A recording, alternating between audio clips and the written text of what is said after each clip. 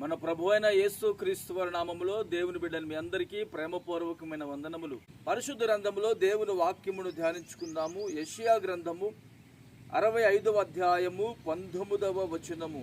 నేను యెరూషలేమును గూర్చి ఆనందించెదను, నా జనులను గూర్చి హర్షించెదను. రోదన ధ్వనియు విలాప ధ్వనియు దానిలో ఇక వినబడవు. ఆమేన్.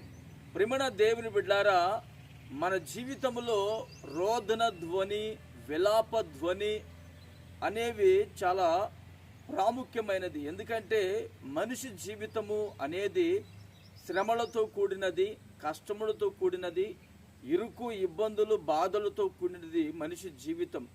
ఈ మనిషి జీవితంలో రోదన ధ్వని ఉంటుంది, విలాప ధ్వని ఉంటుంది. మరి దాని నుంచి విడిపించే నాథుడు ఉన్నాడా అంటే ఉన్నాడు. ఆయనే ప్రభు అయిన యేసు క్రీస్తు వారు. ఆయన మనల్ని విడిపించి ఏం చేస్తాడంటే మనల్ని గురించి ఆయన ఆనందిస్తాడట, మనల్ని గురించి ఆయన హర్షిస్తాడట. ప్రియమైన దేవుని బిడ్డారా, పరిశుద్ధ గ్రంథంలో ఒక మాట తెలియపరుస్తాను.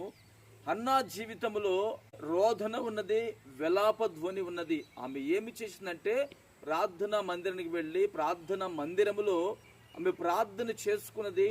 ఆమె ప్రార్థన బట్టి ప్రభు ఆమె యొక్క ప్రార్థన విని ఆమెకు ప్రభు చక్కటి జవాబునిస్తాడండి. ఆ క్షణమున ఆమె జీవితంలో ఉన్నటువంటి రోదన ధ్వని అనేది ఫుల్ స్టాప్ అయిపోయిందండి, ఆగిపోయింది. మరి ఈ రోజున దేవుని మందిరం వెళుతున్నావు, విశ్వాసంలో బలపరచబడుతున్నావు, ఆత్మీయంగా కట్టబడుతున్నావు. నీవు ఏ రోదన ధ్వని కలిగి ఉన్నావో, ఏ విలాప ధ్వని కలిగి ఉన్నావో, నా యేసయ్య నీ ద్వారా సంతోషించినట్లుగా, నీ ద్వారా మహిమపరచబడినట్లుగా నీ బ్రతుకులో ఉన్నటువంటి ప్రతి చీకటి కోణమును ఆయన తొలగించి నీ బ్రతుకులో ఆనందము కలుగు చేసి నీ ద్వారా యేసయ్య నామమునకు మహిమ కలుగునుగాక. ఆమేన్. ప్రార్థన చేసుకుందాము. ప్రేమగల తండ్రి, పరిశుద్ధుడా, జీవాధిపతి, స్తోత్రం చెల్లిస్తున్నాము నాయన.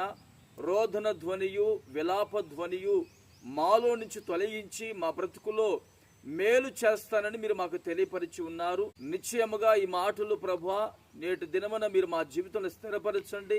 నీ బిడ్డల బ్రతుకులో గొప్ప ఆనందమును కలుగు చేసి మహిమ పొందుకోమని యేసు నామమున ప్రార్థిస్తున్నాను తండ్రి. ఆమేన్.